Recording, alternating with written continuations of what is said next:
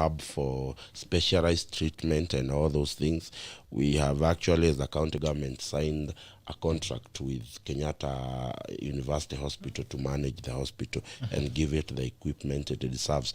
We have also established a Kenya Medical Training Institute college within the hospital. I mean, every hospital, in general, every hospital actually is supposed to have a training facility, you know, for people to be trained in that hospital. That is given. Any reputable hospital, that is part of it. For you to be a reputable hospital, you have to have part of a training services in the same hospital where people can come, learn, and all that. So, Michelle, in the general thing that I'm trying to put across is, as Kenyans, we cannot say we don't have capacity, or we can. Our thing is we need to focus our priorities on the right thing. We should not be focusing our priorities on whatever. All of a sudden, you see people are being called back to parliament to vote on a bill that you're like, wait a minute, what does this bill have to do with my normal day in the normal lives in Kenya? I mean, people, Governor, I every week for the last year and a half now, every week, literally, I can tell you, I belong in several welfare associations here in the US. Every week, literally, we have at least 3 people we are helping to fundraise because they had a death in the family. Every week. And all of these, majority, 95% of them are COVID-related cases. But all of a sudden, it's as if the COVID went away, but it's still there. So we focus on the wrong issues. We need to refocus ourselves in the right things, and at the end of the day, we need to focus on the citizens. I saw an article this morning, today in the Nation, about this guy who wrote a letter to Kenya Power ati wamemkatia stima kwa sababu brother yake hajalipa bill. You are like, what kind of nonsense is this? I mean, where are we heading as a country? You can't even go to the court of law to get justice. I can assure you, Bitok or Governor, right now, if polisi wanataka kukushika, hawatakuja waseme tafadhali toka kwa nyumba tukupeleke. They will tear gas you and kick you out. And then when you go to the judge is not going to say, oh, we are going to rescind the arrest until we decide on your appeal on the other side. Because we have privileged justice system. If you don't have anything, you are thrown to jail. If you have money, you get, I mean, in the entire world, I've never heard of anywhere. US is a well-advanced country, Australia, Canada, everywhere. Have you ever heard of an anticipatory bond anywhere? No. If you have been found suspected of a crime, they have enough evidence, you'll be arrested. Whether you are the president, wherever you are, you will still be arrested. So, but here we are, Mutu anaambia, oh, you are going to be arrested. Then you go to a judge, and a judge actually grants you a bond. Oh, because you are going to be arrested tomorrow, I'm giving you a bond today.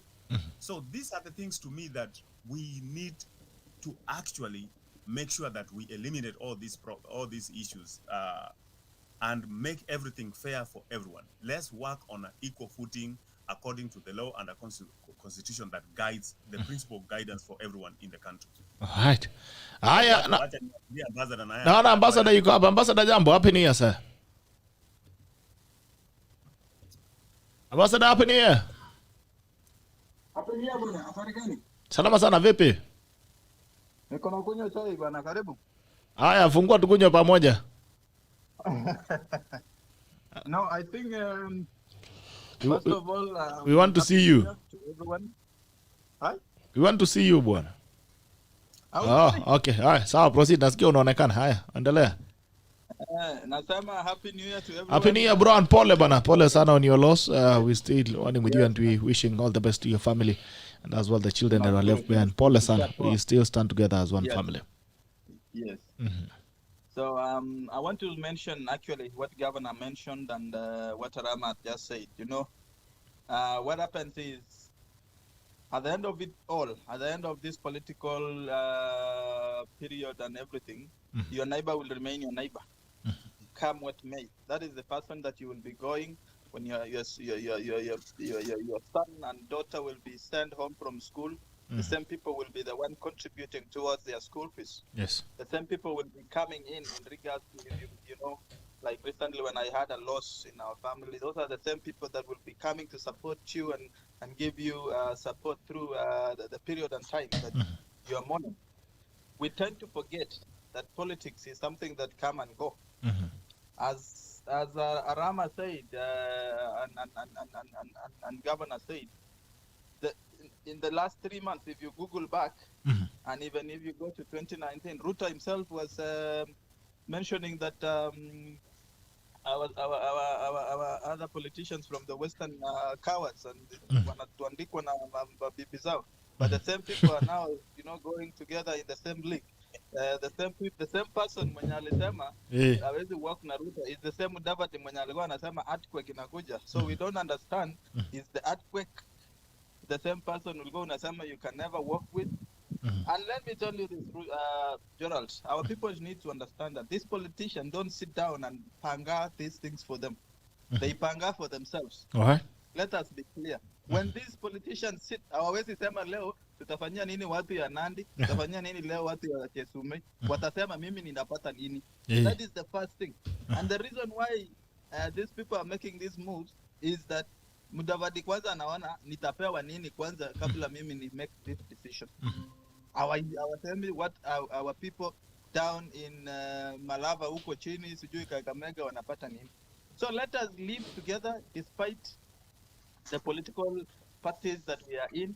Na mimi nasemanga, it doesn't matter. If the person is good despite their political party, chagua mtu. Unaona track record ya mtu, kama mtu ni ANC na ako Nandi, patia kiti aende kazi. Kama ni mtu ya UDA na anataka kiti na anaonekana ameshafanya kitu mzuri, patia kiti. Piga zigzag.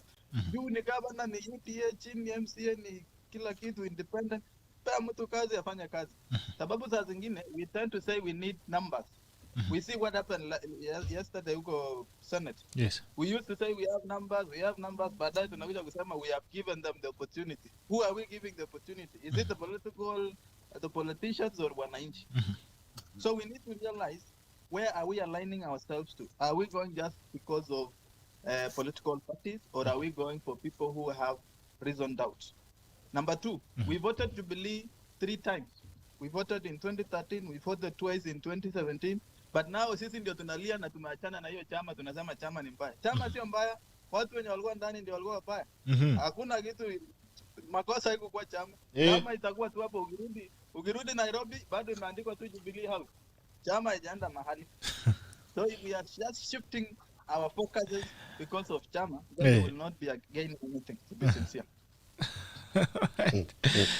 Maneno ya ambassador amezungumza mambo yake, amezungumza pale, anamwona hata makubaliano amesema my last call is the youth. We have the majority and we are the many. We have to make decisions. If we want the best for us, kama unataka kazi, kama unataka kufanikiwa katika maisha, sasa huu ni wakati wako. Na wakati ni sasa. Usikue mtu mwenye anapewa shilingi 50 alafu upige ule mtu ambaye ama it doesn't have to be physical fight, but ule mtu anatusi mtu. And I want to state this. If you are online warrior, you are someone, don't use insults. Because those things will come and fight you back. If kama ni mtu unatetea ambassador, unasema ambassador ni mtu yangu, usitumie insults. Sema what you know about ambassador, sema what you think ambassador will do.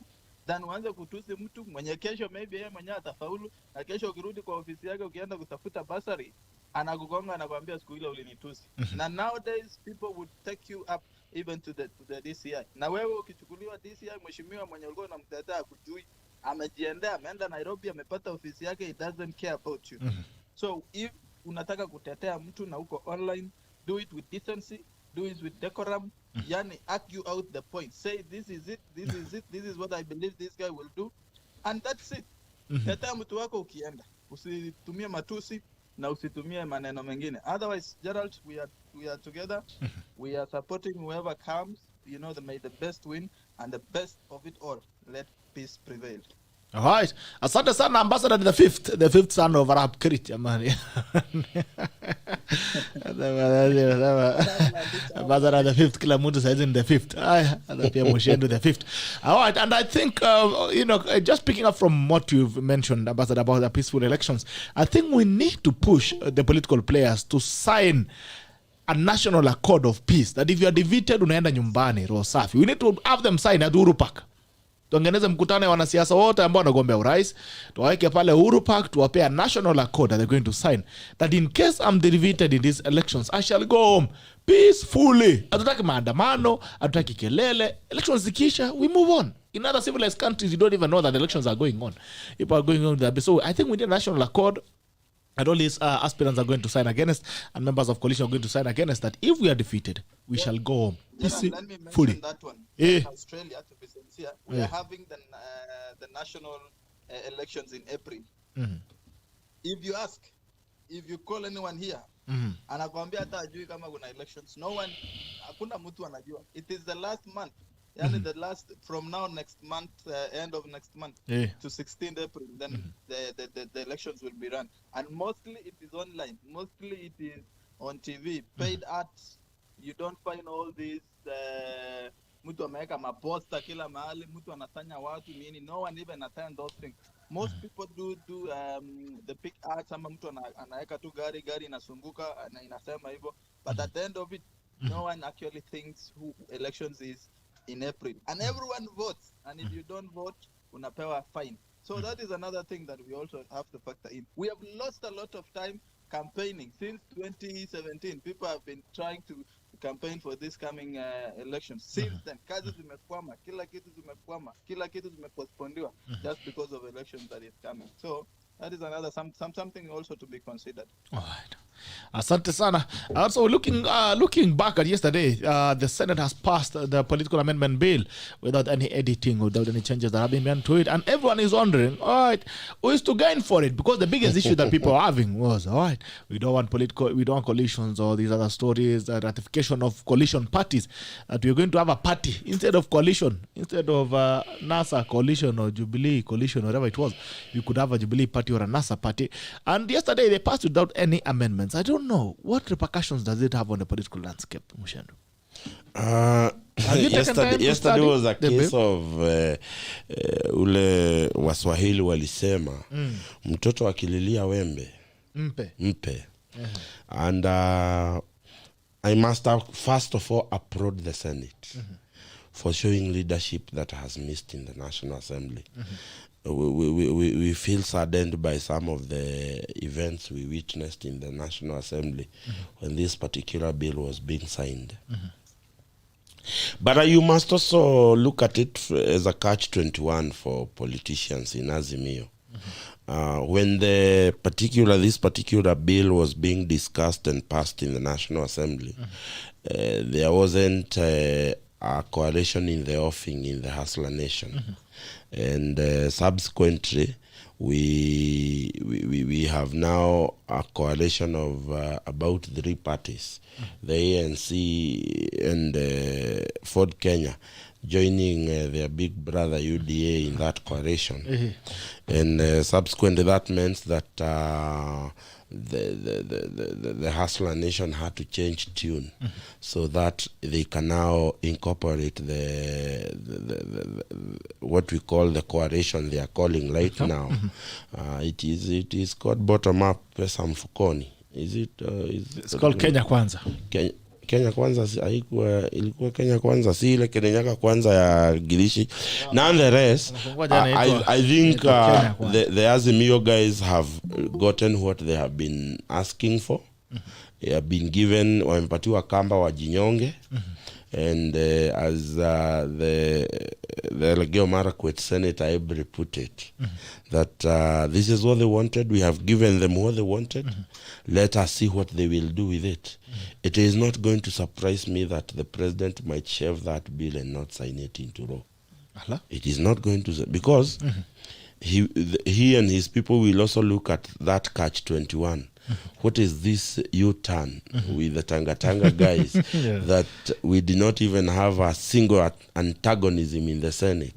They did not even introduce a single amendment that deprived the National Assembly or Parliament, what we call the Joint Committee, a Senate and the National Assembly, because definitely if the Senate would have introduced an amendment that was not in the National Assembly, it would have meant that that bill would have been committed into a mediation committee between the Senate and the National Assembly. But in their wisdom, the Tanga senators and the associates decided that you brought us Kamba, mulikuwa mnataka tupigane na nyinyi. We will not fight the same way you have brought this bill. Tutasonga nayo. We will not introduce a single amendment. What you wanted to do with it, there it is. Go do what you wanted to do with it. And I'm telling you, that will not surprise me if the president does not sign it into law. Because I was expecting they passed it very quickly. Considering that those two bills were done on special sittings in both houses, I was expecting that bill would have been lashed to State House for the president to assent to it. We are now around 8 heading to 9. We have not heard that they are taking it to the president to sign it. Because basically, when a bill is passed through special sitting, you would expect even the signing of that bill into law will be expedited. But they have to pause and ask themselves, how come we do not have any opposition of the bill in the Senate? What is it that we missed? What is it that they have seen as a loophole in this bill that is going to put us in a catch-21 situation? 22. No, 21. I have deliberately said in 21. 22 is for those people who wamejipanga. Haba watu wazemio bado hawajajipanga. They will always be a step behind. And it is unfortunate. I saw someone posting Bitok. I saw someone posting last week that he expects that the bill is not going to have any amendment in the Senate. Somebody was just speculating. So the national government and those people who lead the government ought to have known that this is going to happen. Otherwise, they have a very poor intelligence. They were caught off guard. You remember what happened in the National Assembly on Tuesday? Yes. Again, they were caught off guard, trying to think that this will happen, and Parliament almost dissolved itself that day. Thank God, because they have a remedy in the standing orders. Nonetheless, I think for me, I've never been a big fan of that bill, and I will not tell you. I will tell you, I don't have a problem with the content of the bill so much. But I have a problem with their motivation, with the intention. The intention they need, that is one. The intention of that bill is a concern for me. Yes. But of most concern for me in that bill is the kind of power we have delegated to the registrar of political parties. How do we delegate the authority to inspect party registers to the registrar of political parties? Well, we know that the registrar of political parties, Bitok, does not have capacity. Do you know that the registrar of political parties head office is a partially rented part of the Ryan place? They don't even have their own building. The register of political party, I was involved with them when we were registering CHAMA KAZI. And in terms of inspecting our offices in the 29 counties that we have offices, you realize that the register of political parties has maybe 4 or 5 employees per county. Is that actually sufficient for the registrar of political party to actually prosecute her mandate without failing us as the political parties of the day?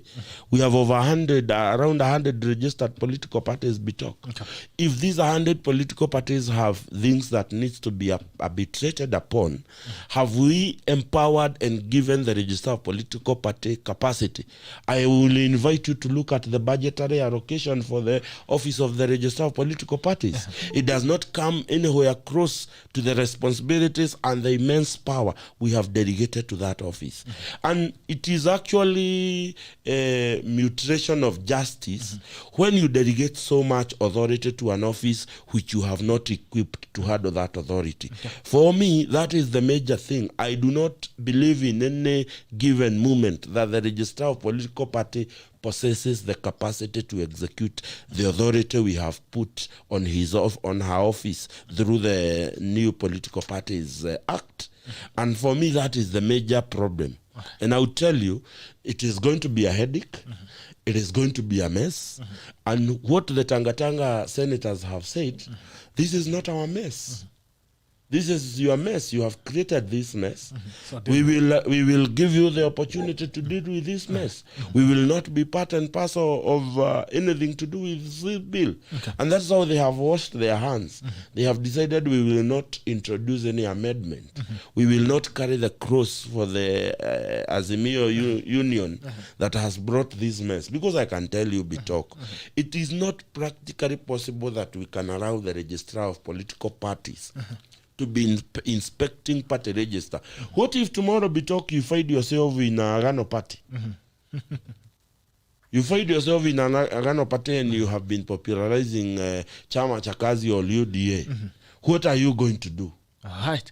Haya, wacha tusikie mambo ya mungwana hapa Alan Kili. Alan Kili naona amekujia Alfred. Na ubaya amesema Alfred kwa ground mambo ni tofauti. Ambassador, you've been tackled by your fellow guy from is it Kipterit? Jambo, Alan Kili, good morning. Jambo, Gerald, how are you? Salama sana, happy new year. Happy New Year, and hi to the people of Kenya listening to this show. This is very important. Thank you so much. Now, I am, I like Alfred because Alfred is an idealist. He tells us the things that happen in the other worlds. Apparently, what happens on ground, it's tofauti. We must make the noise. There's no problem. You put a poster and you are done and you can be elected. Hapo lazima upige kelele kidogo, piga rangi gari mbili tatu.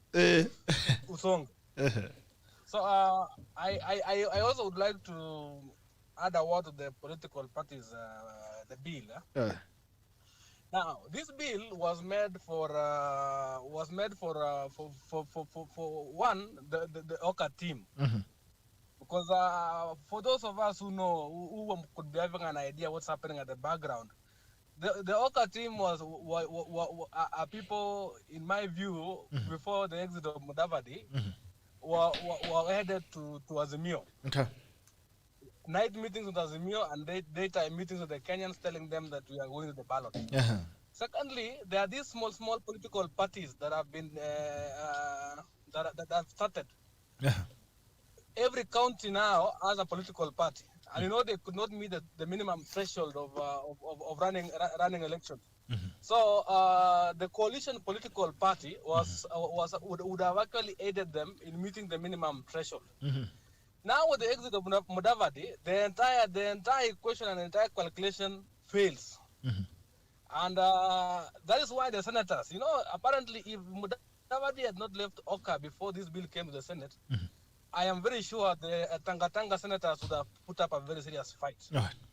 However, when the entire calculation failed, then there was no need to fight for anything, because it leaves Azimio with the two main parties. One of them being Jubilee, which is ideally going down. So there is actually no credence to that particular bill. So I just see the president has two options. One option is to ignore it because it no longer serves the purpose it was intended, or sign it just to make it look like there was nothing sinister about it. That is my view on that particular. So he's stuck between a rock and a very hard place. I know apparently what the country has seen in the last 3 years is actually misuse of the legislative power, the numbers, and a lot of schemes that actually, at the end of the day, there is an egg on the face of someone. Okay. There is eventually someone who suffers that particular setback. And I like what William Ruth is doing. Apparently, everybody thought that this guy, his entire strategy was done and out. And but what he is doing, again, You've disappeared, my brother. He's frozen. Potea. Bob. Bob, happy new year, bana. Good to see you. It's been a long time. Commuted Bob. I'm sorry to say. Ulipotea ni kama ulipigiwa simu Kili. Okay, Kili, maliza mawazo yako alafu tusonge kwa Bob. Kili. Aya, Bob. Tuambie mambo. Happy New Year. Happy New Year, my brothers. You been well? Yeah, I've been amazing. Umetutupa sana, unakula peke yako? Wacha bado tukule peke yetu, tutakuja leo sasa ile inakuwa mingi. Haya, leta habari baba. Yeah, I think just as a rejoinder to what as Alan was saying, I think with the political parties act that was passed, it was never of any good intention for the well good of the country. Okay. Because as we all know, it was just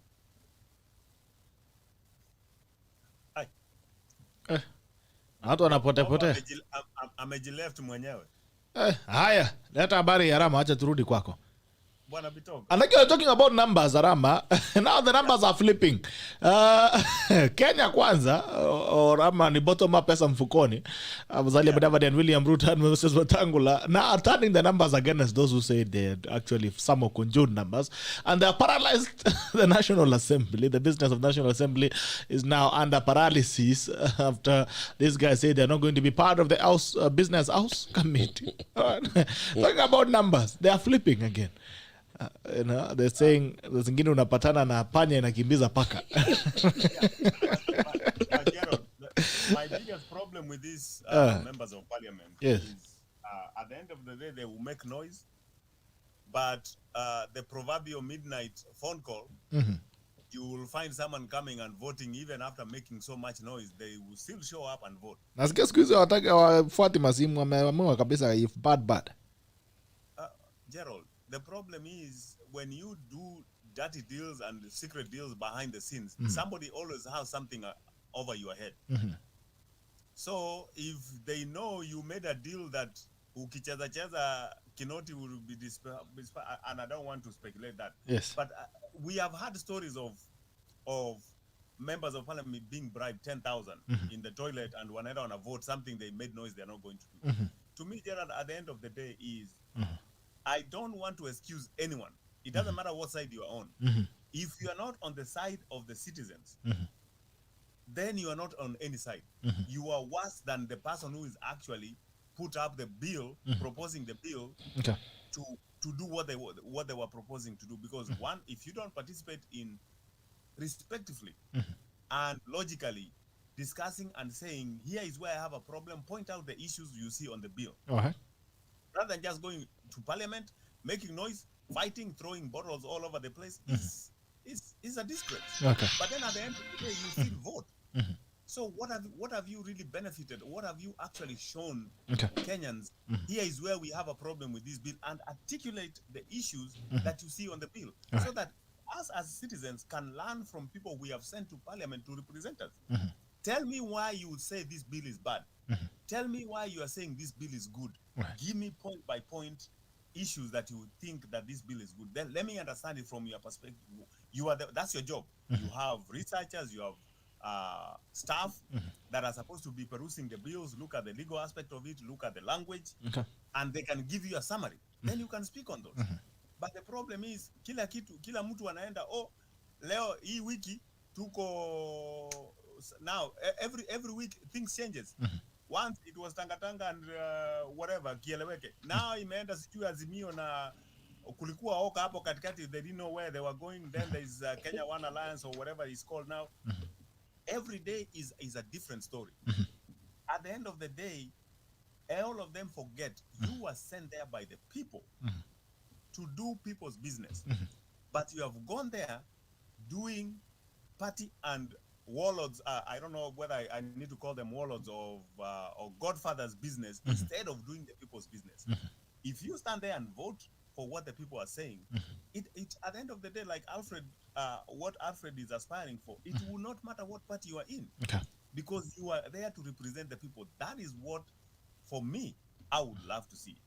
But unfortunately, Gerard, I can tell you, I'm not a prophet by any means or a magician or anything, but I can assure you, based on the trends we have right now, I can tell you 3 months from the next election, once the next government is sworn in, 3 months later, we'll be back on this show again complaining how the current government is doing worse. Okay.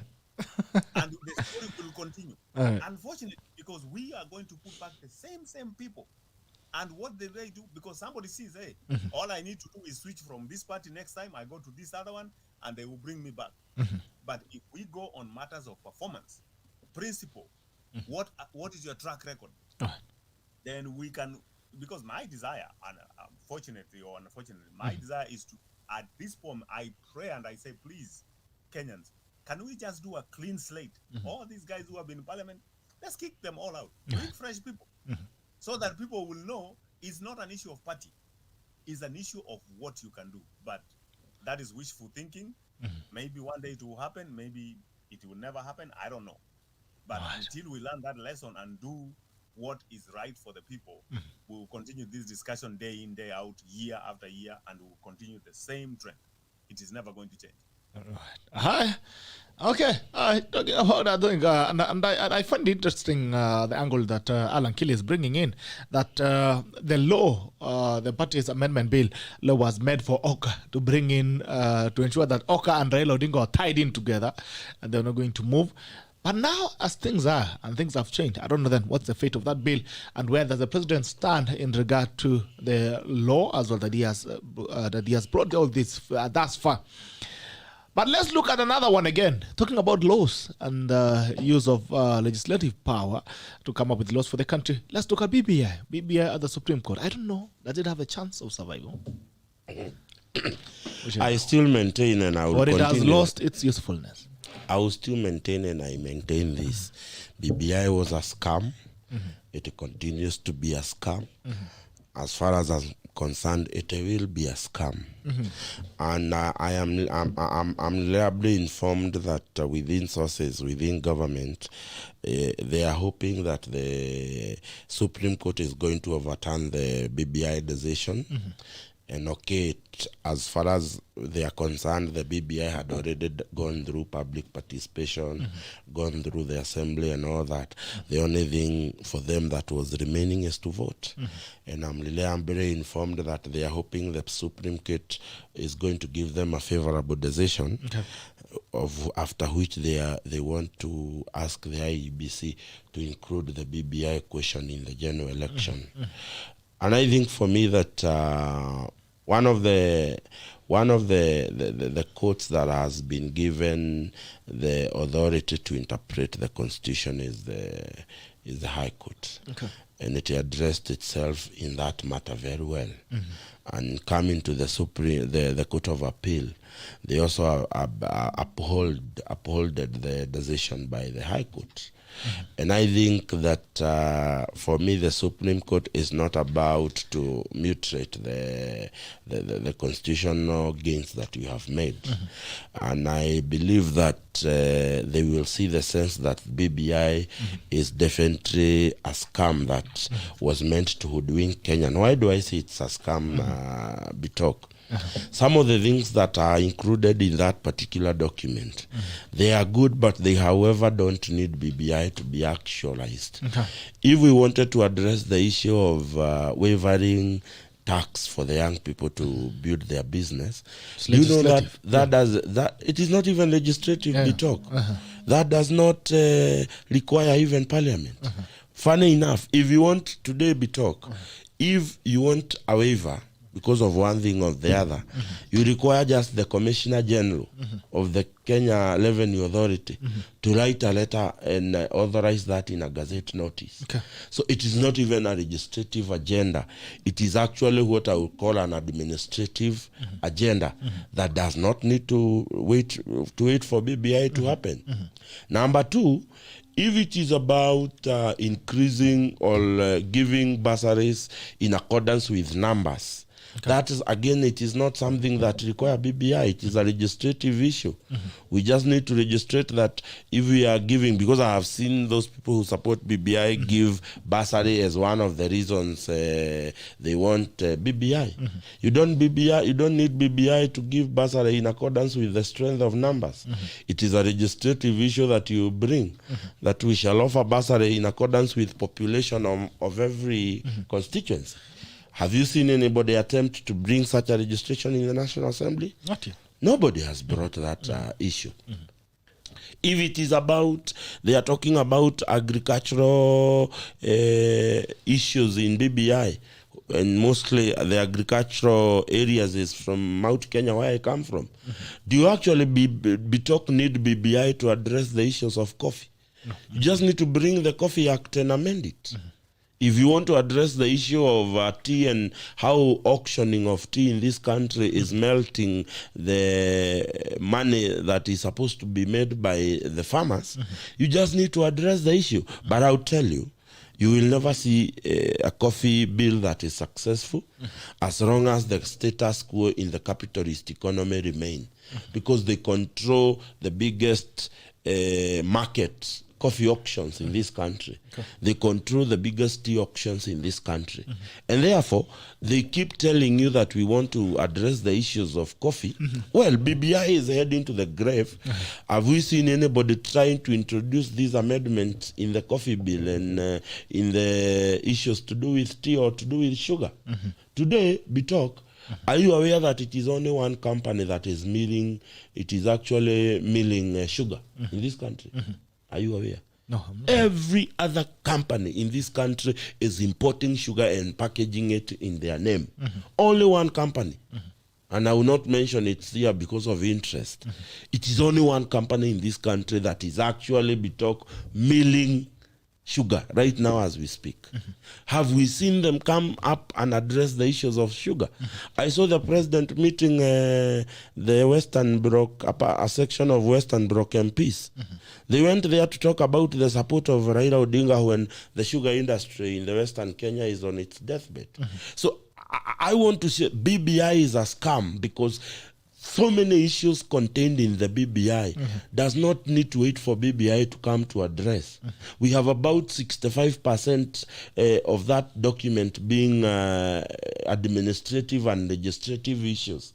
They do not require us to go to the Supreme Court to pass BBI. Unless, and I believe there are hidden things that are in BBI that are making these guys push for BBI to be, the decision by the High Court and the Court of Appeal to be overturned by the Supreme Court.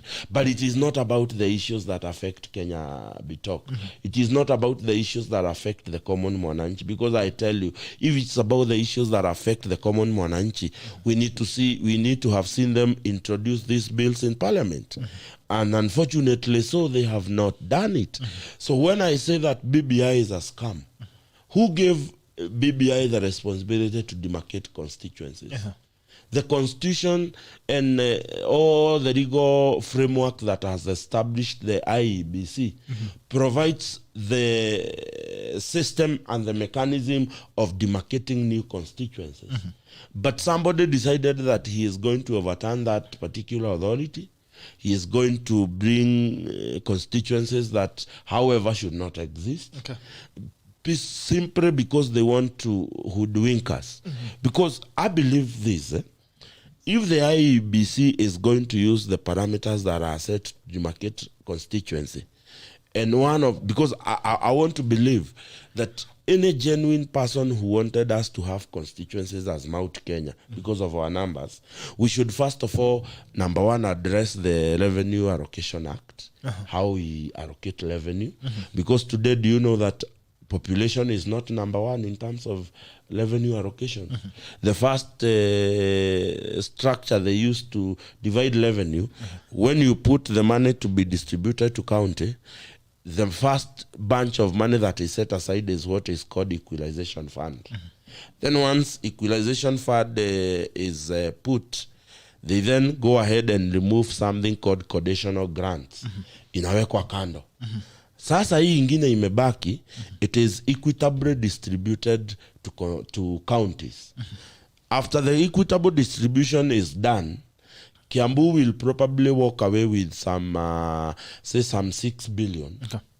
And then they are going to walk away with some 500 million from the conditional grant, mostly given to level 5 hospitals. One per county. Kiambu has 2.1 million people, and it has 3, about now, it used to have 3 before Gatodo became level 6. It has 2 level 5 hospitals. It will only get funding for 1.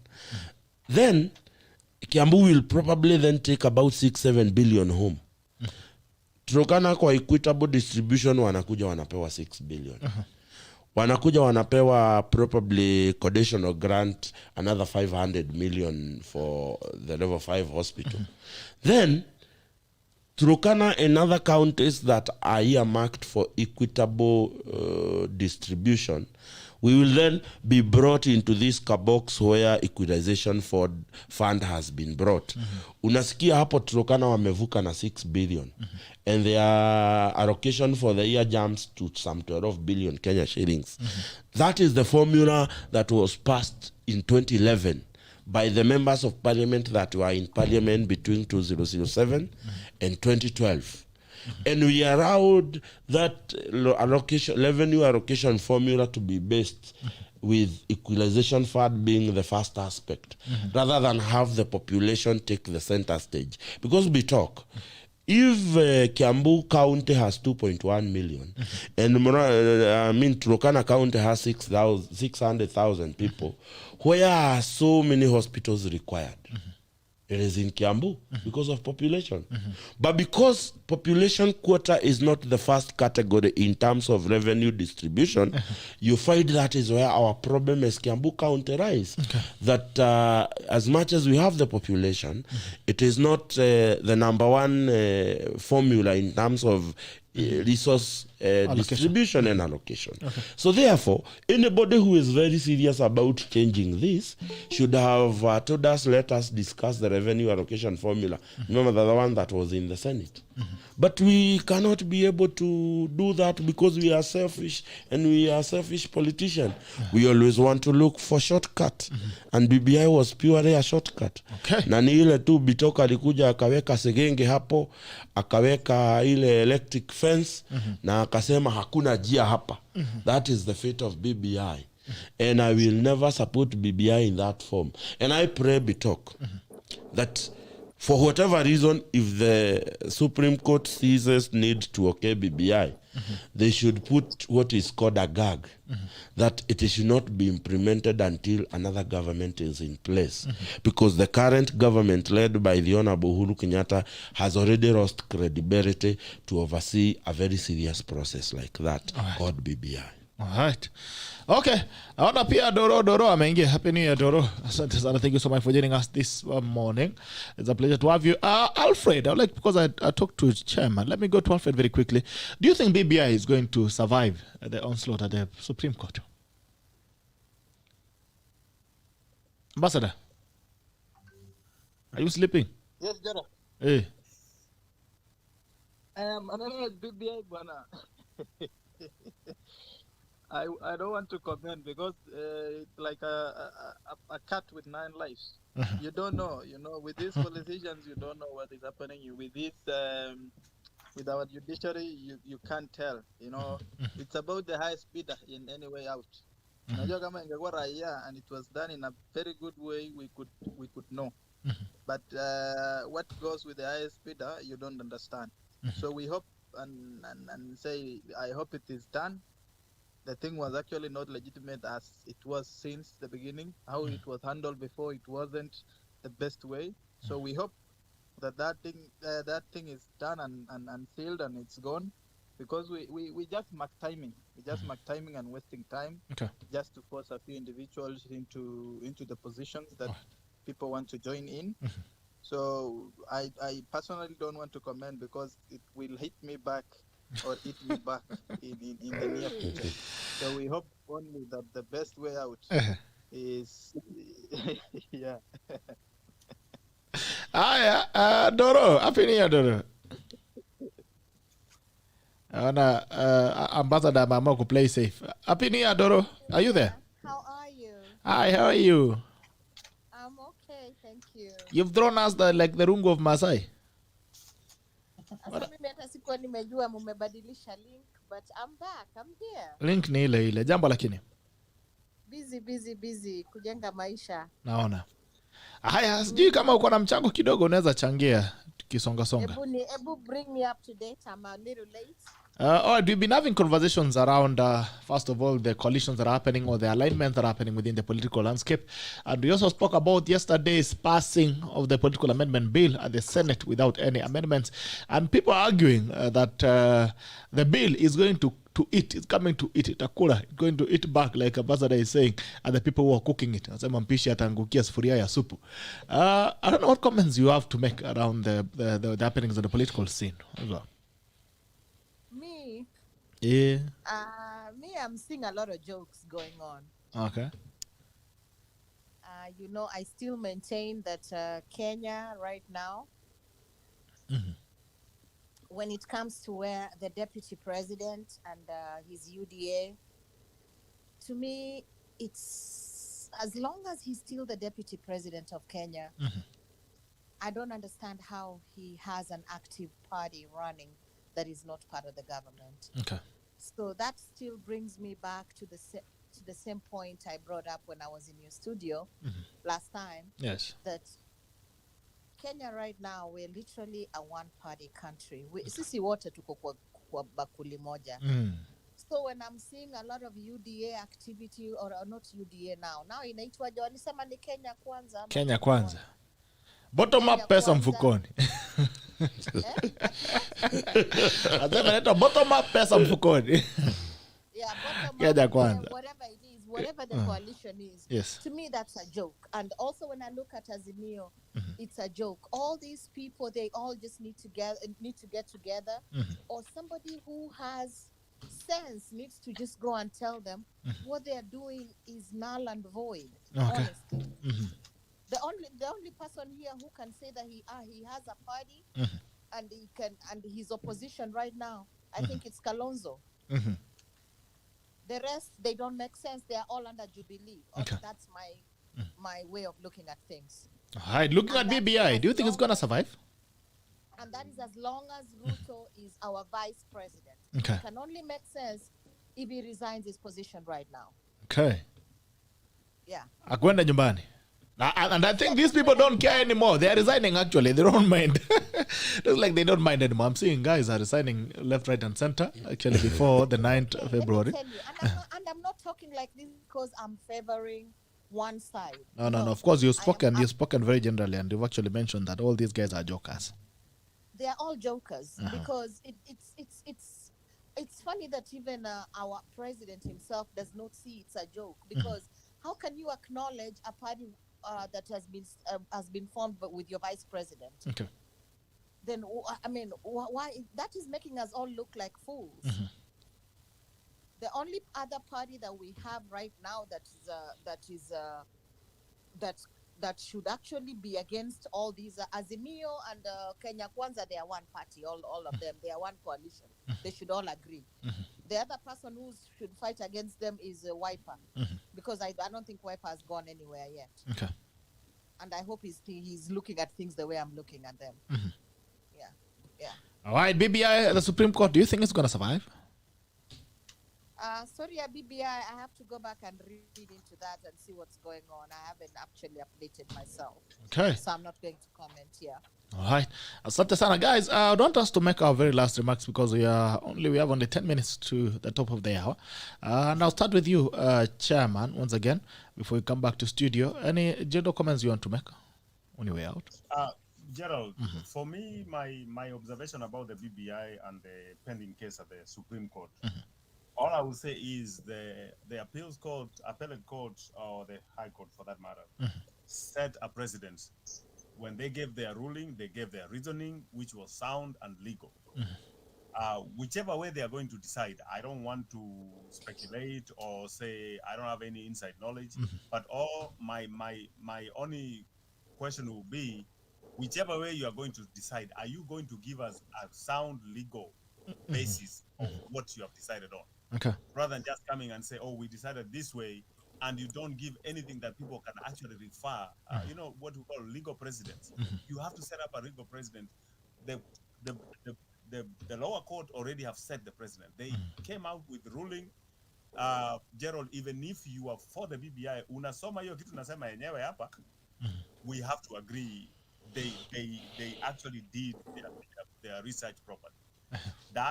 That's the end of it. So whichever way they are going to decide, I want to see what is their reasoning for their decision. Okay. Then that will be the best thing to do. All these other things, Gerald, at the end of the day, I will reiterate the same thing I've always said. We only have one country. We only have one Kenya. And it belongs to all of us. Okay. Whether we want to build it or destroy it is up to us.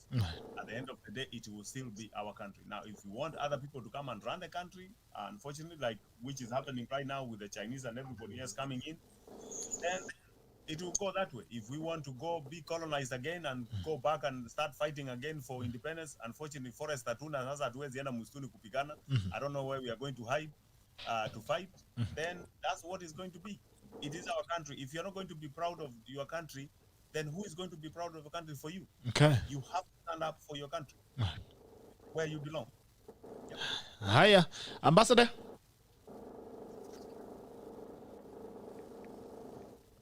Ambassador.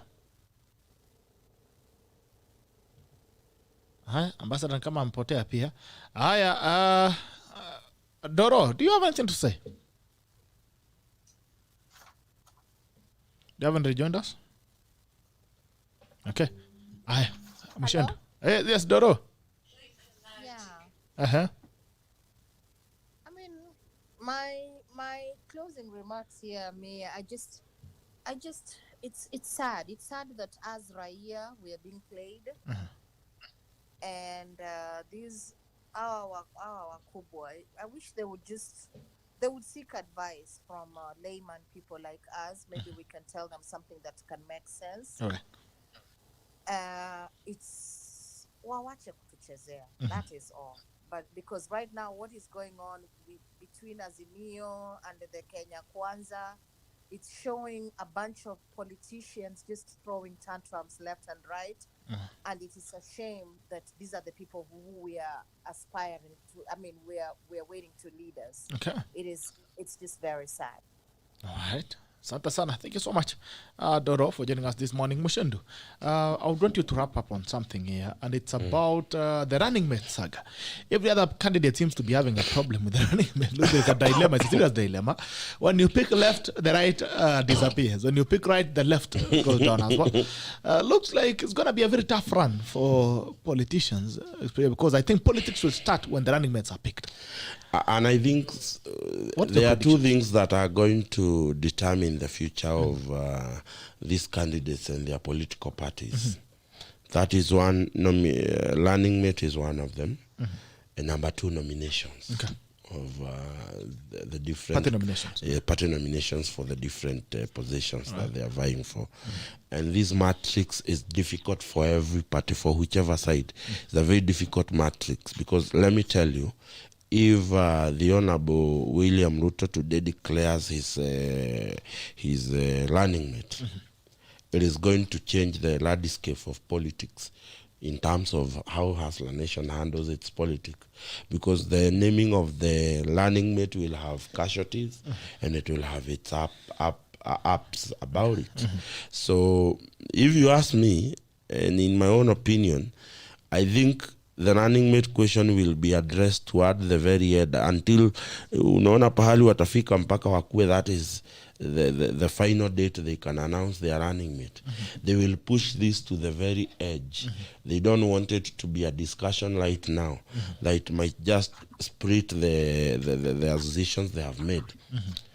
The only thing that they have left us to do is speculate. Who will be the running mate? You hear people from Azimio and Vieleweke saying that the DP has picked Mudavadi as a running mate. You hear other people in ANC saying that Mudavadi has said he wants to be chief minister when the DP becomes the president. You hear people saying that Raila Odinga is speaking Peter Kenneth. Sijui is speaking Mwangi of Equity, sijui who. What has been left in this political scenario be talk, it is speculation. And that speculation is working for either side. So I do not see them interfering and interrupting that flow of speculations until they absolutely have no alternative but to name their running mate. So I think for me the running mate question will be the last thing to be addressed. And then now the other issue is the headache of nominations. Nominations will build or break a party. And therefore I think for me those are issues that every party is holding their cards to the chest. Where and we have the Jubilee in the recent nominations have introduced a culture of interviewing candidates. And last year the Register of Political Party demanded that every party needed to deposit with her the nomination rules. It is part of the requirement when you are being registered as a political party. You must have what we call nomination rules. And for the purposes of the upcoming election, you have to resubmit them to the Register of Political Parties for approval. If you look for so many parties, they have included interview as part of their nomination. They have included it as part of nomination process that and rules that they are going to use.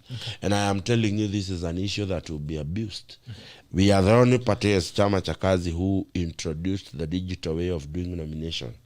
We will do our nomination using USSD system.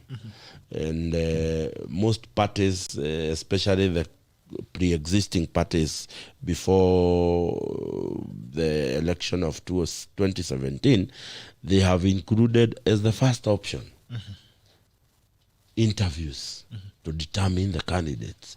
They want to avoid nomination as much as they can, because nominations have a way of messing a political party. Nomination have a way of giving those at the top the leaders they don't want. Because like it or not, there are people who in the top of political parties believe that they are the one to decide who will vie where, when and how. Unfortunately, these are the people who will introduce interviews as a way of gagging the liberty and the freedom of the Kenyan voter to pick a candidate. It is the liberty of the members of CHAMA cha KAZI to go to the ballot and pick the candidate they want to fly the party ticket during the general election. And therefore, this culture of interview is another way of rigging nominations. I have seen good candidates in the recent by-election being rigged out of elections because of these nominations. I'll take places like Kiambaa, for instance. It is my submission that if Jubilee did nomination in Kiambaa constituency for the by-election, likelihood Kareri Jama would not have been their candidate. But nonetheless, because they wanted to control the narrative out there, they decided to do interviews for that particular purposes. You saw some of the candidates ranting that they have been leaked out. So I think for me, it is a headache, the same way as the running mate. And I'm telling you, and take this, the running mate debate for either party is going down to the wire. Yes. Okay. Yes. Hi. Gerald, Yes, sir. Hey. One of the things that I would like to see from the Supreme Court ruling is what the lower courts or the High Court stated about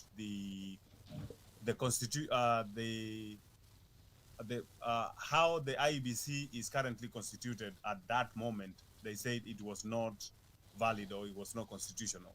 I would like to see what is the ruling of the Supreme Court based on that issue, because if we base on what the High Court ruled, then even now IBC is not legally constituted because they are missing one. I think are they missing one so far? The CEO, or I don't know who is missing, but Commissioner. I might be wrong. Even the CEO is missing. We don't have a CEO. Right? Yeah. So will that affect the legality of the IEBC to conduct elections or not? All right. That would be something actually, something to be very keen on. That would be something to be very, very, very keen on. Are they needing a CEO? Do you think they need one? Who, IEBC? Yes. The setting of IEBC dictates that the CEO is the leader of the secretariat. Okay. Because in IEBC we have two systems that make IEBC work. You have the commissioners and you have the secretariat. Okay. And the CEO is also the secretary of the IEBC board now that is in charge of the election. So a CEO is a very important and integral part of leading the IEBC secretariat, which actually is tasked with a lot of work. All right. Asante.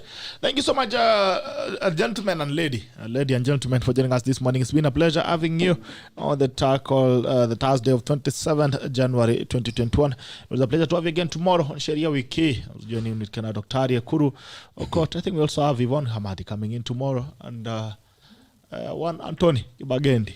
You can expand the conversation tomorrow. Where has he been? I haven't heard of Anthony Anthony Kibagendi was chaperoning Jobo. You know, he was the director of youth affairs at the at the DP's office.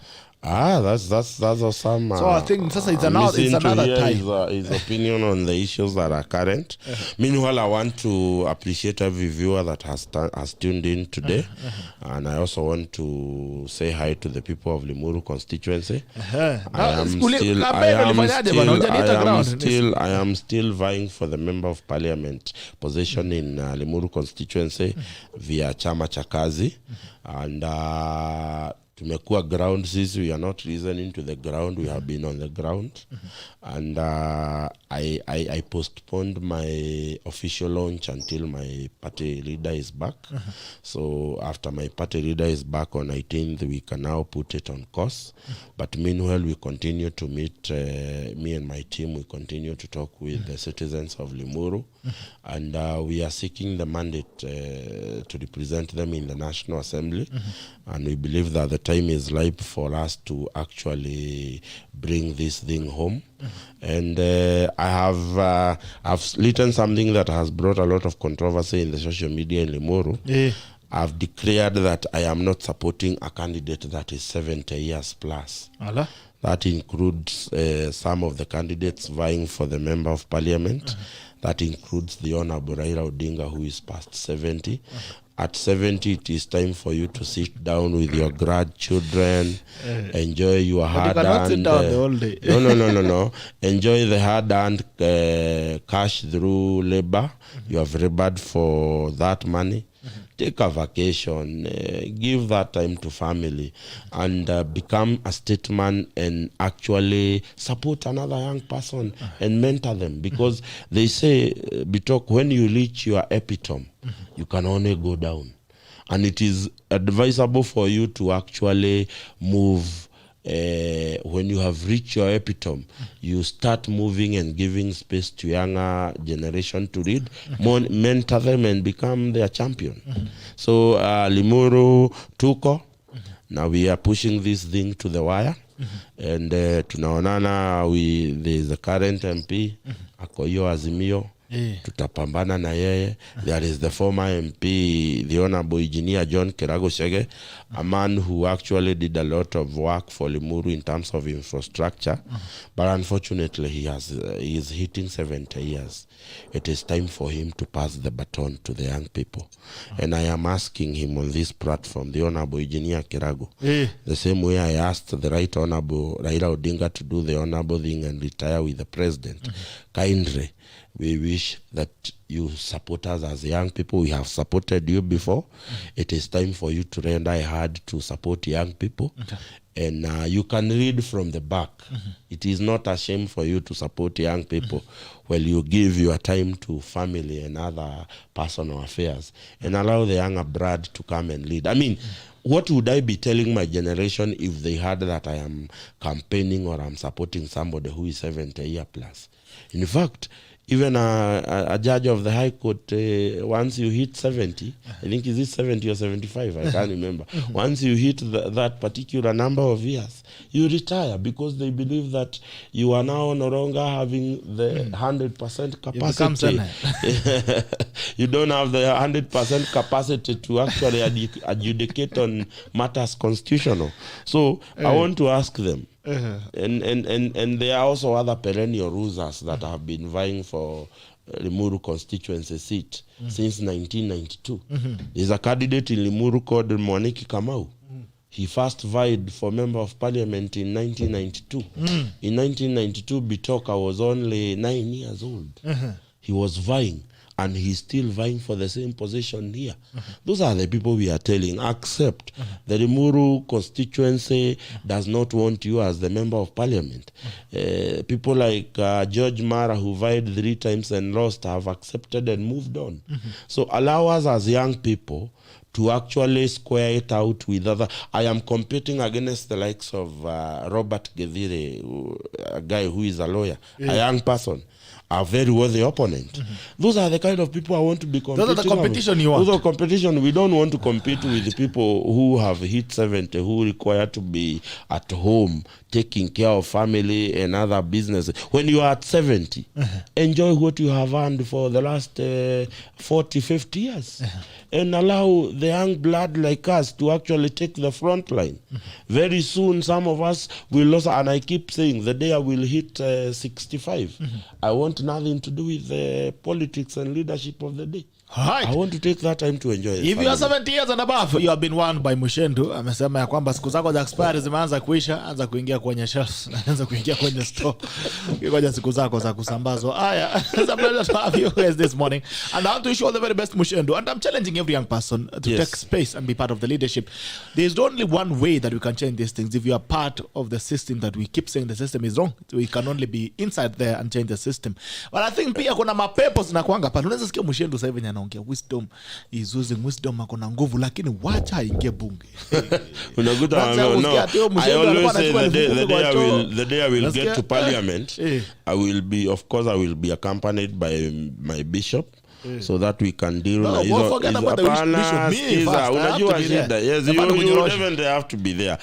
But we want to kuombea hizo mapepo zinasemekana zinakuanga bunge ati ukichaguliwa ukiingia bunge unabadilisha. But before I leave Bitok, I also want to take my time to do my civic duty and ask every young people there who has attained the age of 18 and is a potential voter in the upcoming election, and you have not registered as a voter, you are the reason we will get bad leaders. I want to ask young people, or anybody who is listening to me, and you have a niece, you have a nephew, you have a daughter, you have a son that has not registered as a voter, just beseech them to go to the nearest voter registration place, register yourself a voter, and become a voice of reason that makes the decision that will shape this nation in the near future. All right.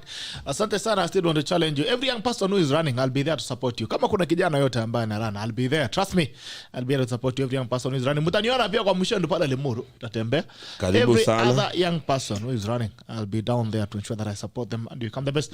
But I'm also disappointed with some of the young people that I've seen going to parliament that we supported before. I'll be able to change their ways. And I hope that as we keep changing the... Badilisha mbegu mpaka ikuwe pure. So let's keep crossbreeding until we have a pure breed. We crossbreed until we have maybe tabia za wazee huko pia inaambukiza vijana. I guess, but we pray that this nation will get where it is. All right, every other person who is out there, and wakati wa siasa tena, I want to tell you that don't accept to be used for retrogressive political actions. Nobody should come and tell you to fight. And there's someone from Kiambu who is a very faithful follower of this show that asked me to come and say hi to you. There is a lady called KAZI who is very faithful. I've just seen a message and she's watching. I want to appreciate her for always shaping my discussions here. She always prepares a criteria critique when I leave the show to tell me you got this right, you missed this. So I would be doing injustice if I did not actually appreciate Kavi for doing that. And every member of Uteti wa Kiambu who is watching this show, wakiongozwa na super admin hapo anaitwa Waiganjo. tafadhali Weganja urudishe Senator Shujaa kwa group ili tuone wakingengana na John Mogwe. You remember John Mogwe from Kiambu? John Mogwe never came. What happened to John Mogwe? John Mogwe siku zingine anaingizanga jeve kidogo. I have always invited him to come on this show and actually give a feedback of any negative opinion I have said of him. And he's now vying for the Senate seat for Kiambu, together with Shujaa, with the likes of Michael Waikenda and Kina Mutonya George. We wish them well. And these are relatively, apart from Mogwe, the rest are relatively young people who are vying for positions. And as Bitok, you have said, we want to support young people, and we want to ensure that they get this position. And please, when you do, don't disappoint people who voted for you to become there. Just do what you promised you will. Because at the end of the day, Bitok, let's not face our head. When you are given a political position, you have been given an opportunity to shape both the lives of those you represent and your own life. Just learn how to do the balance on both. Okay. Yes. Doro, I'm coming to Kenya in 12 days. IBC can apisha me for the CEO. Doro the 5th. I can pick her at JKIA. And kwanza tunaweza mtafutia mpaka VIP holding. Yes. Hey. Doro tayari uko na VIP pickup from the JKIA from Mushendu. Governor P Mushendu anasema ukiingia tu ataleta ile inaitwa 99. Ila we. Yes. And a very heavy machine. Doro for CEO. In fact, now I'll be your bodyguard going forward. Lakini ututumie deposit kidogo tukule mshahara. All right, guys, the class has been a pleasure having you this morning. I always tell you that without you, the show could never be. Arama, chairman. Ato unataka kwa CEO? No. That's Alfred. Okay, sema mbio baba. I would want you to remind the people that with the new amendment bill on the political parties, people need to understand that only people who are registered under a political party will be voting during nominations. I guess that is the case. Sio kila mtu Burundi mwenye ana ID.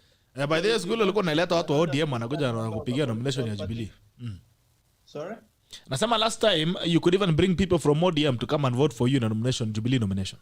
Yes, but this time around it is different. And if people are not members of a political party, you won't be able to do the nomination. So people should understand that. Na uambia watu wetu wa huko Rift Valley na Nandi, so wachukue ID. Wanapiga kelele hapa online Gerald, na hawana hata ID peke yake, not even the voters card. Hawana ID. Na unasema kiwale wanabadilisha nini na hauna kwanza say. So watawala saa ngapi? Wanawala saa ngapi? Kubadilisha naye. So that was something I would think that we need to sensitize our people. That with the new law, sio Burundi tu sio unatembea unafurutwa kwa msituni huko ukitembea, you need to be a member of a political party to participate. All right, thank you so much, Ambassador, for joining us this morning. Thank you, Chairman Rahman. Thank you, Doro. Madam CEO, karibu umepata makaribisho ya CEO. Na kama hujachukua kura, wewe ni Brukenge. Tafadhali kimbia pale uchukue kura ili kuweza kujihusisha na uendeshaji wa nchi yako. It's a civic duty, it's a patriotic duty to ensure that you have a voter's card and you're able to ensure that who leads you is the people that you've chosen. Otherwise, kelele za Twitter, wapi, hashtag, Facebook, itazama bure. Until tomorrow, this is the Tech on, and it ends now. Bye-bye. We love you.